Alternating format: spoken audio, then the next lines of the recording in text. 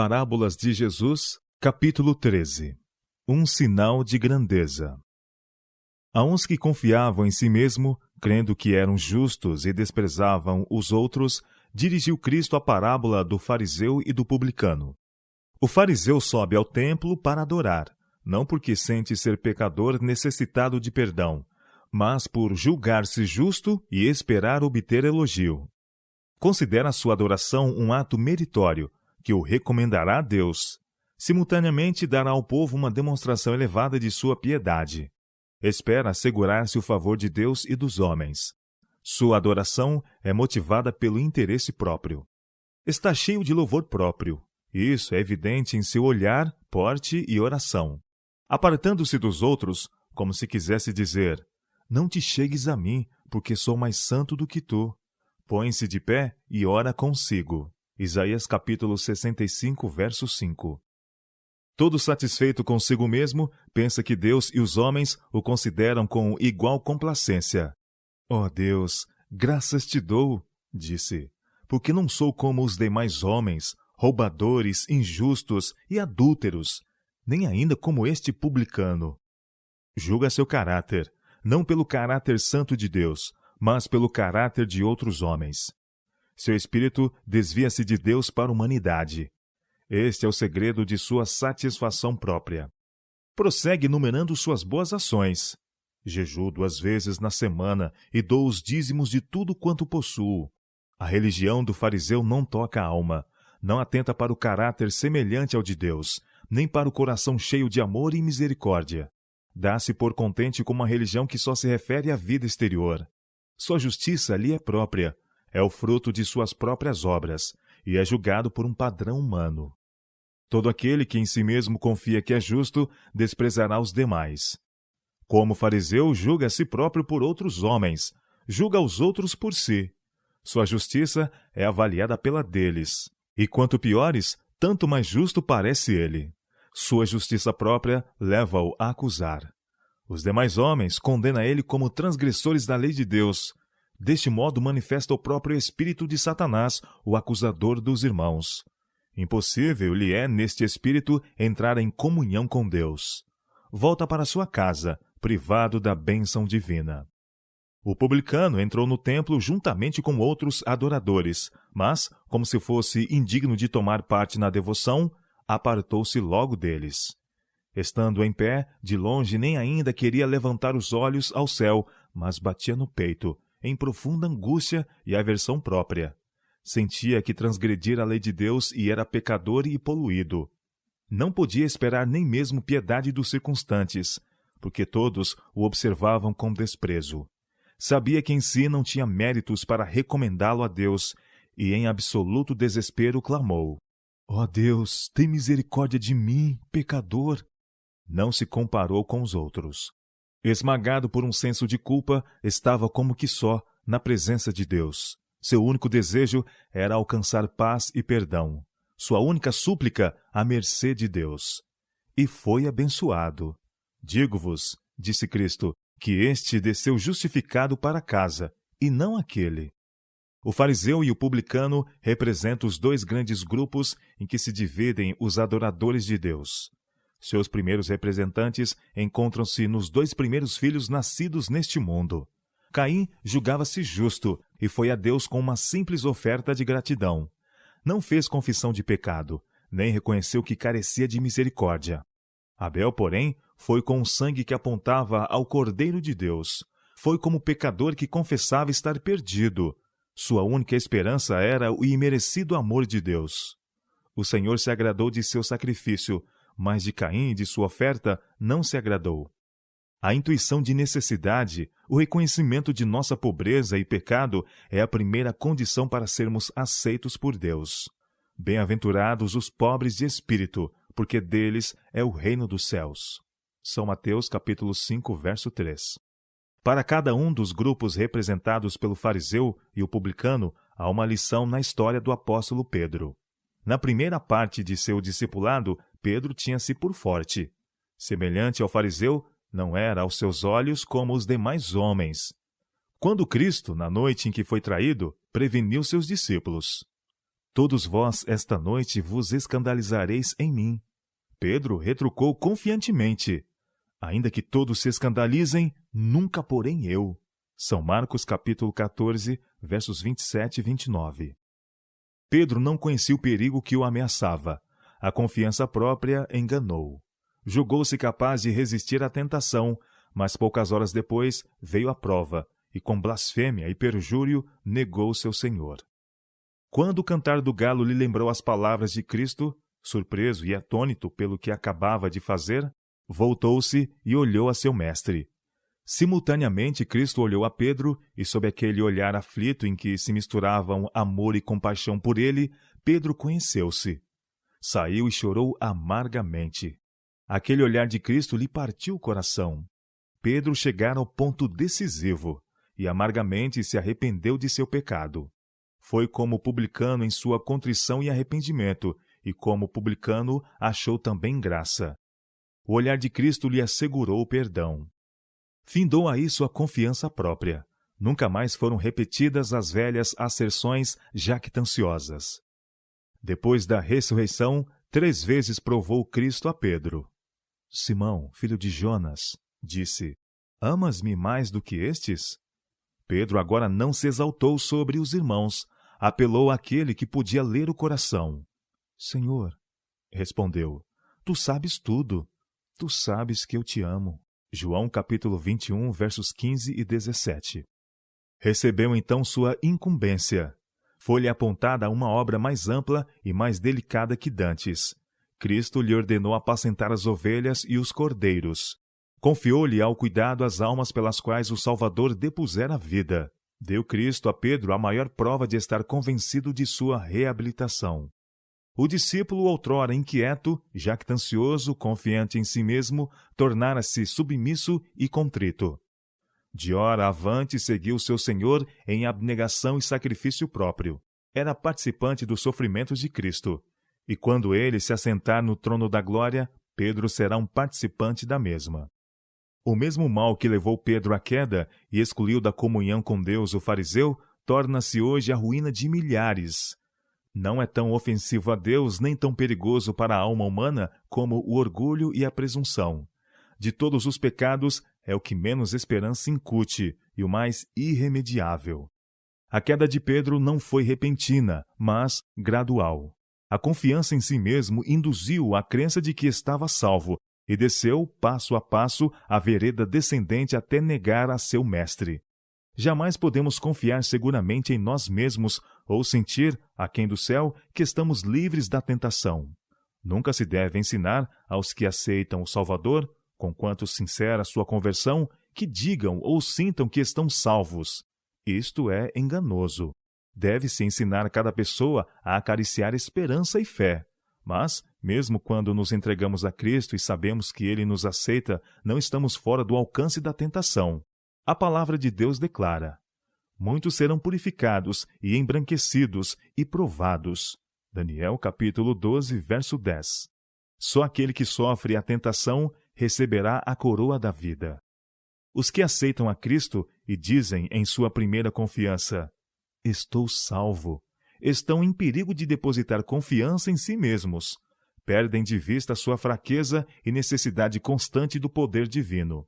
Estão desapercebidos para as ciladas de Satanás e, quando tentados, muitos, como Pedro, caem nas profundezas do pecado. Somos advertidos. Aquele, pois, que cure estar em pé, olhe, não caia. 1 Coríntios capítulo 10, verso 12. Nossa única segurança está na constante desconfiança de nós mesmos e na confiança em Cristo. Era necessário que Pedro conhecesse seus próprios defeitos de caráter e a necessidade de receber de Cristo poder e graça. O Senhor não podia livrá-lo da tentação, mas sim salvá-lo da derrota. Estivesse Pedro disposto a aceitar a advertência de Cristo, teria vigiado em oração.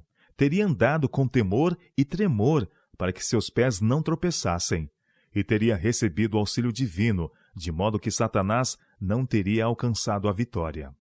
Foi pela presunção que Pedro caiu, e por arrependimento e humilhação seus pés foram firmados novamente. No relatório de sua experiência, todo pecador penitente pode achar encorajamento. Embora Pedro tivesse pecado gravemente, não foi abandonado. As palavras de Cristo, roguei por ti, para que a tua fé não desfaleça, estavam-lhe escritas no mais íntimo do ser. Em sua amarga agonia de remorso, esta oração e a lembrança do terno e misericordioso olhar de Cristo deram-lhe esperança. Depois da ressurreição, lembrou-se Cristo de Pedro e deu ao anjo a mensagem para as mulheres. Ide, dizei a seus discípulos e a Pedro, que ele vai adiante de vós para a Galiléia. Ali o vereis. Marcos capítulo 16, verso 7. O arrependimento de Pedro foi aceito pelo Salvador compassivo. E a mesma compaixão manifestada por salvar a Pedro é oferecida a toda alma que caiu em tentação. É o ardil especial de Satanás levar o homem ao pecado, e então deixá-lo desamparado e tremente, receando suplicar perdão. Por que devemos temer, se Deus disse, que se apodere da minha força e faça paz comigo? Sim, que faça paz comigo. Isaías capítulo 27, verso 5. Foram tomadas todas as providências para nossas fraquezas e oferecido todo o encorajamento para nos chegarmos a Cristo. Cristo ofereceu seu corpo quebrantado para readquirir a herança de Deus, para dar ao homem outra prova. Portanto, pode também salvar perfeitamente os que por ele se chegam a Deus, vivendo sempre para interceder por eles. Hebreus capítulo 7, verso 25.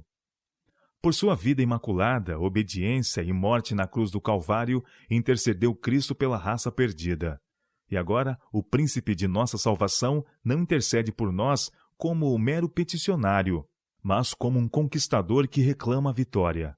Seu sacrifício está consumado e, como nosso intercessor, cumpre a obra que a si mesmo se impôs, apresentando a Deus o incensário que contém os seus méritos imaculados e as orações, confissões e ações de graças de seu povo. Perfumados com a fragrância de sua justiça, sobem como cheiro suave a Deus. A oferenda é inteiramente aceitável e o perdão cobre todas as transgressões. Cristo se comprometeu a ser nosso substituto e fiador. Não despreza ninguém. Ele, que não pôde ver seres humanos sujeitos à ruína eterna sem entregar sua vida à morte por eles, contemplará com piedade e compaixão toda alma que reconhece não poder salvar-se a si própria. Não contemplará nenhum trêmulo suplicante sem soerguê-lo. Ele que pela expiação proveu ao homem um infinito tesouro de força moral, não deixará de empregar esse poder em nosso favor. Podemos depositar a seus pés nossos pecados e cuidados, pois ele nos ama. Mesmo seu olhar e palavras despertam nossa confiança. Formará e moldará nosso caráter segundo sua vontade. Em todo o poderio satânico, não há força para vencer uma única alma que se rende confiante a Cristo. Dá esforço ao cansado e multiplica as forças ao que não tem nenhum vigor. Isaías capítulo 40, verso 29. Se confessarmos os nossos pecados, ele é fiel e justo para nos perdoar os pecados e nos purificar de toda a injustiça. O Senhor diz: somente reconhece a tua iniquidade, que contra o Senhor teu Deus transgrediste.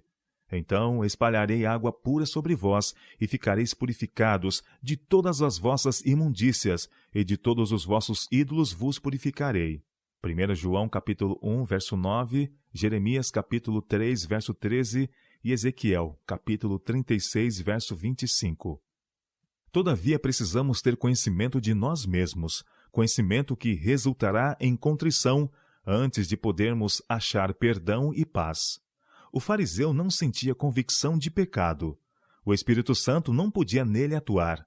Sua alma escudava-se numa couraça de justiça própria, a qual as setas de Deus, farpadas e desferidas pelos anjos, não podiam penetrar.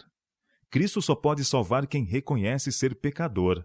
Veio a curar os quebrantados do coração, a apregoar liberdade aos cativos e dar vistas aos cegos, e pôr em liberdade os oprimidos. Lucas capítulo 4, versos 18 e 19.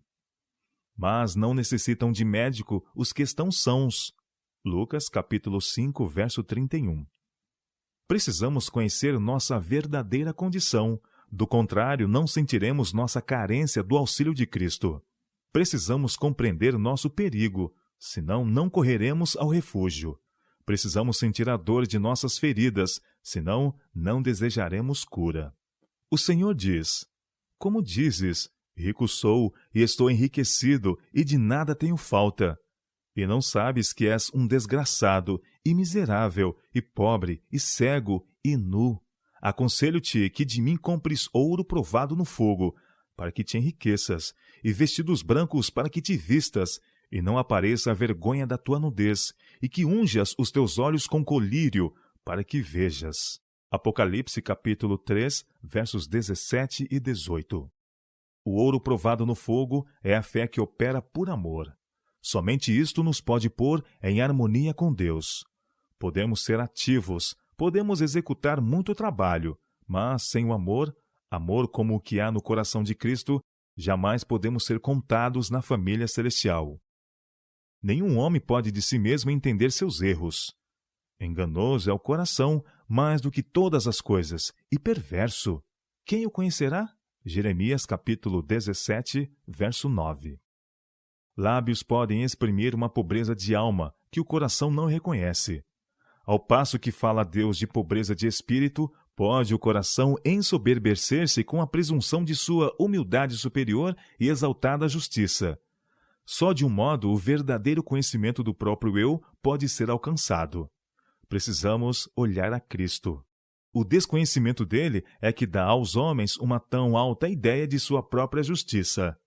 Ao contemplarmos sua pureza e excelência, veremos nossa fraqueza, pobreza e defeitos como realmente são. Ver-nos-emos perdidos e sem esperança, vestidos com o manto da justiça própria, como qualquer pecador. Veremos que se afinal formos salvos, não será por nossa própria bondade, mas pela graça infinita de Deus.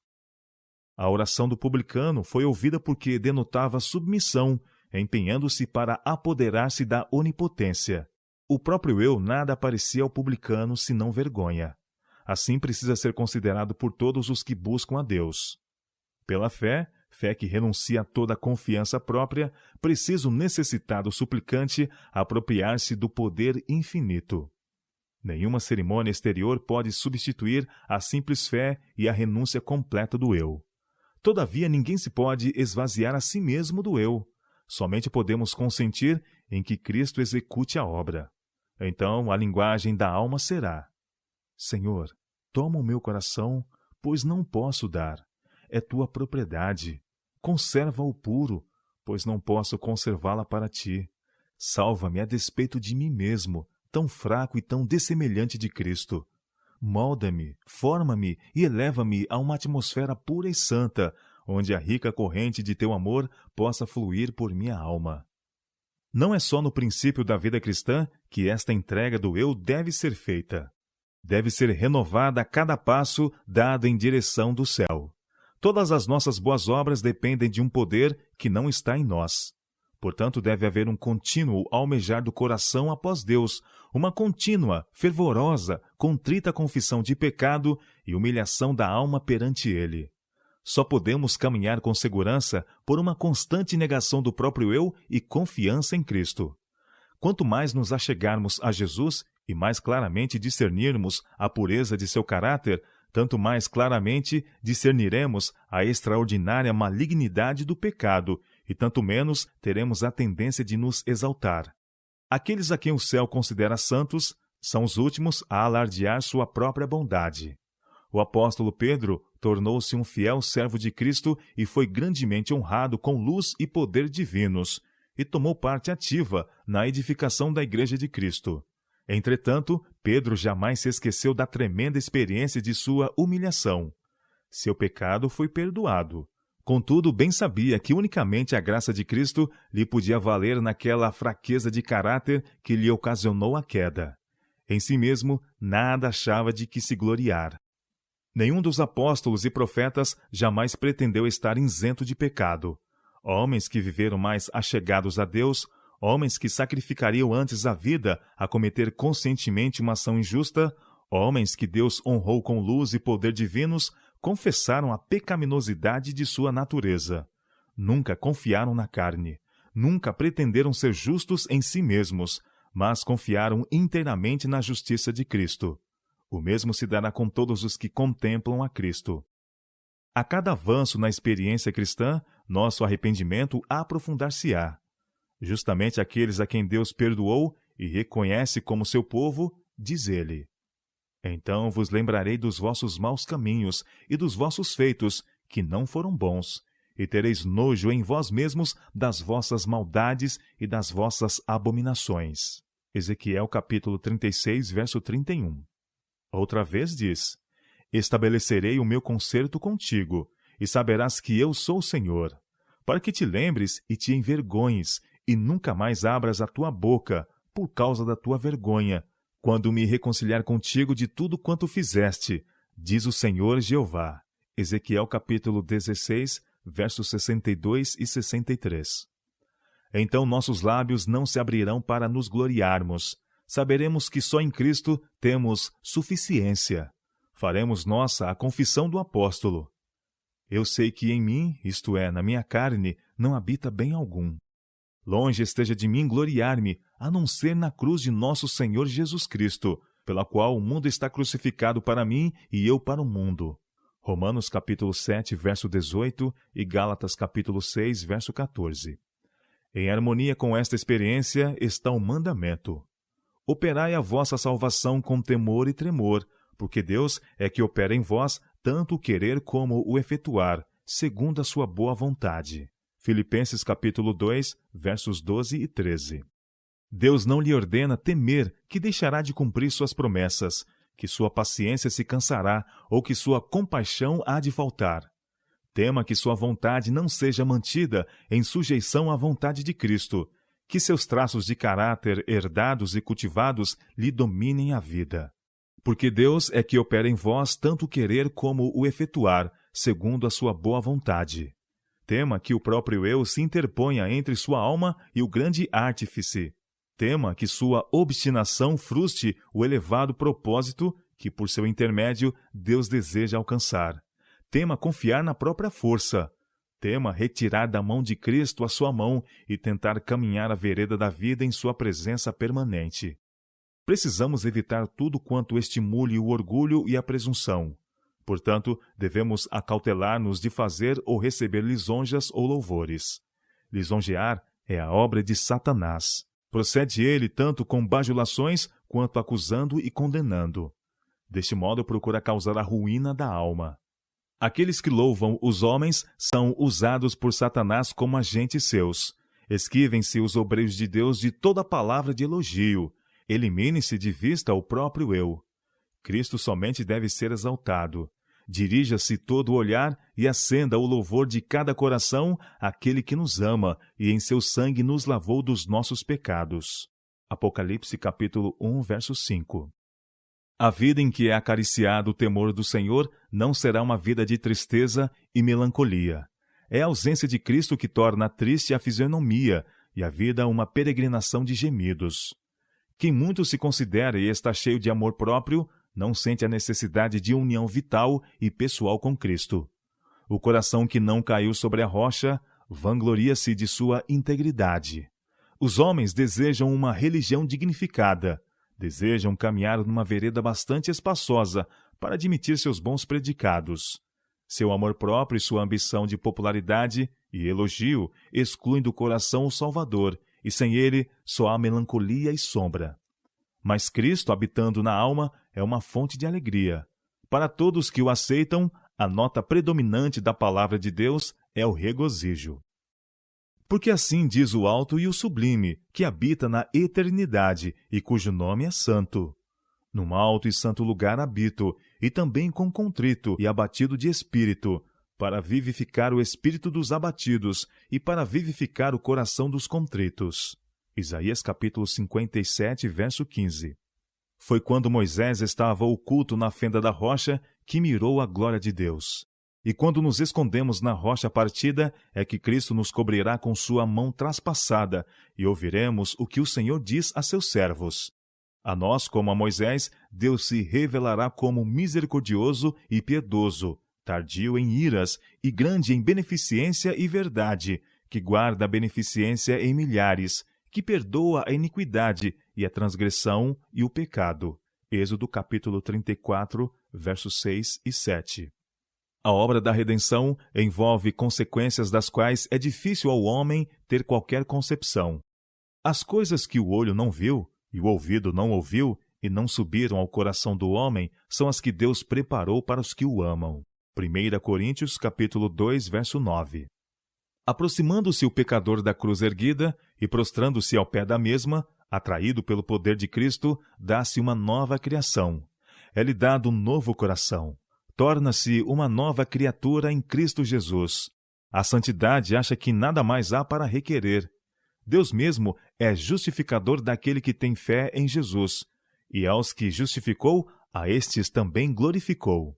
Romanos capítulo 3, verso 26 e capítulo 8, verso 30. Grande como seja a vergonha e degeneração pelo pecado, ainda maior será a honra e exaltação pelo amor redentor. Aos seres humanos que lutam por conformidade com a imagem divina, será concedido um suprimento do tesouro celeste, uma excelência de poder que os colocarão acima dos próprios anjos que jamais caíram. Assim diz o Senhor, o Redentor de Israel, o seu santo, a alma desprezada ao que as nações abominam. Os reis o verão e se levantarão, os príncipes diante de ti se inclinarão, por amor do Senhor que é fiel e do Santo de Israel que te escolheu. Isaías capítulo 49, verso 7. Porque qualquer que a si mesmo se exalta, será humilhado, e qualquer que a si mesmo se humilha, será exaltado.